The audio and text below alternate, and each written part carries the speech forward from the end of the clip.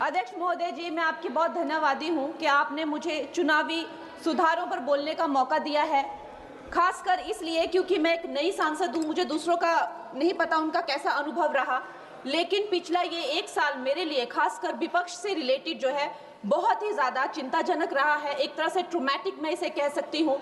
हर दिन इन्होंने यहाँ पे तमाशा किया है, हमारा दिल दहल जाता था इनको देखकर। एसआईआर ये वेल में उतर जाते थे। यहाँ पर इन लोगों ने डराना, धमकाना, धक्का मुक्की, ऐसा कोई इन्होंने किसी तरह की कोई बदतमीजी नहीं है जो एक भी दिन इन्होंने संसद भवन चलने नहीं दिया। हम जनता के प्रतिनिधि हैं, हम यहाँ पर उनकी आवाज लेकर आते हैं, हम कुछ सीखने आते हैं, हम नए सांसद हैं। इन्होंने संसद अगर पिछले 2-3 दिन को छोड़ा जाए तो साल भर शायद ही थोड़ा चलने दिया है। एसआईआर कर करके इन्होंने यहाँ पे तमाशे किए, लेकिन अब जब इनको बोलने की बारी आई एसआईआर पे, तो अध्यक्ष महोदय जी, हम देख रहे हैं कि कल leader of opposition Rahul Gandhi ji ने, मुझे लगा क्या खुलासा होगा, हम भी बड़े उत्सुक थे, सारी साल हमने एक ही शब्द सुना है, अब ये क्या ग्रैंड रेवलेशन होगी। लेकिन राहुल गांधी जी जो लीडर ऑफ ऑपोजिशन है, उन्होंने कल जब कहा खादी है, खादी में धागे हैं, धागे में लोग हैं, लोगों के अंदर, उनको जब कहा गया कि आप पॉइंट की बात कीजिए, तो उन्होंने कहा कि मैं अपना फ्रेम कर रहा हूं, मैं अपना आर्ग्यूमेंट फ्रेम कर रहा हूं। और इतनी देर बाद जब वो फ्रेम करके पहुंचे तो ले देकर वो वापस उसी अंतर्राष्ट्रीय मूल की महिला, अध्यक्ष जी, मैं एक महिला होने के नाते आपसे रिक्वेस्ट करना चाहती हूं कि every woman is entitled to her dignity. वो अंतर्राष्ट्रीय मूल की है, विदेशी महिला है, लेकिन उन्होंने कितनी बार आकर उन्होंने सोशल मीडिया पे कहा है कि मैं कभी भारत नहीं गई हूं, मेरा हरियाणा चुनाव से कुछ लेना देना नहीं है। लेकिन फिर भी ये लोगों ने बिना किसी ठोस सबूत के उनका यहाँ पे फोटो बना के उन्होंने उनको उछाला, यहाँ पे उनकी तस्वीर उछाली यहाँ पर और यहाँ पर प्लेक कार्ड यूज करना भी अलाउ नहीं है। इन्होंने फिर भी नियमों का उल्लंघन किया।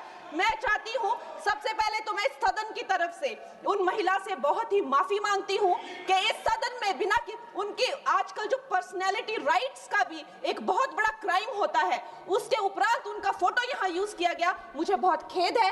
भारतीय संसद की तरफ, संसद भवन की तरफ से हम उनसे माफी मांगते हैं। और ये देखिए, महिलाओं का हमेशा ये अपमान करते हैं, लेकिन हमारे प्रधानमंत्री चाहे बेटी बचाओ बेटी पढ़ाओ हो, महिलाओं को शौचालय देने से लेकर, महिलाओं को गैस देने से लेकर, महिलाओं को जो है वो छात्रवृत्ति, न जाने कितनी ऐसी योजनाएं हैं।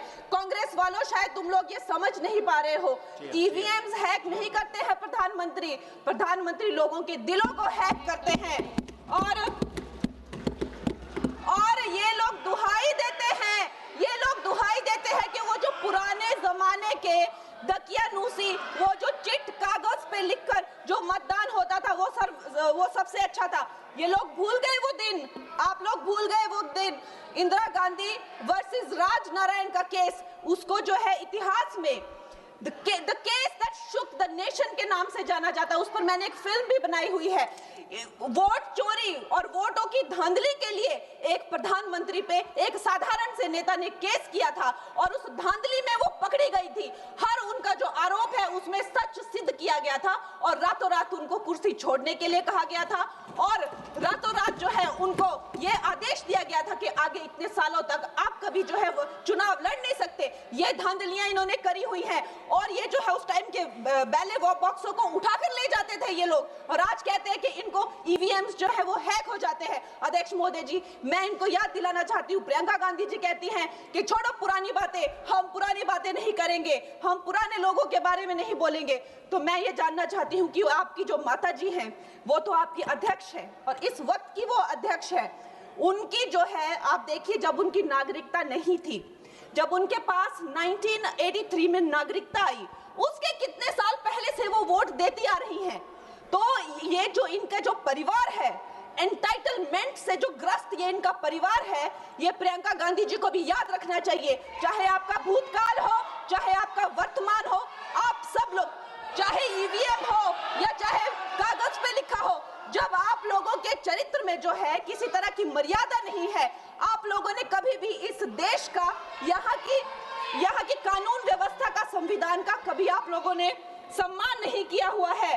और अध्यक्ष महोदय जी, बिहार में जैसे ही एसआईआर आया, एसआईआर लागू हुआ, हमारी सरकार ने जो है कम से कम 60 लाख से ज्यादा अवैध। अब ये वोट, ये जो सारे अमाननीय वोट कार्ड है, ये सिर्फ घुसपैठियों के नहीं है। कुछ ऐसे लोग हैं जो माइग्रेट हो गए हैं, कुछ ऐसे भी लोग हैं जो इस दुनिया में है ही नहीं। 60 लाख से ज्यादा। और अगर वो लोग जेन्युइन थे तो उन्होंने, किसी ने तो रिक्वेस्ट करनी चाहिए थी कि भाई मेरा वोटर आईडी कैंसिल हुआ है। उसके उपरांत जो है 21 नए वोटर आईडी जो है उन्होंने दिए हैं। और इस तरह का एक माहौल बना बिहार में कि आज तक की सबसे ज्यादा वोटिंग जो है 67% वोटिंग हुई। नागरिकों में ये उत्साह जगा कि जो है इस तरह की जो क्लेंजिंग प्रोसेस है वो होना चाहिए। मैं एक देशभक्त होने के नाते अध्यक्ष महोदय जी, मैं ये प्रपोज करना चाहती हूँ कि हमारे देश में जो है हमेशा महीने 2 महीने बाद हमारे जो शीर्ष नेतृत्व हो गए, सारे अधिकारी हो गए, हमारे जितने भी रिसोर्सेज हैं, हम लोग उनको हर महीने 2 महीने में इलेक्शंस में जो है पुश कर देते हैं। इससे हमारे देश का बहुत ही भारी नुकसान होता है।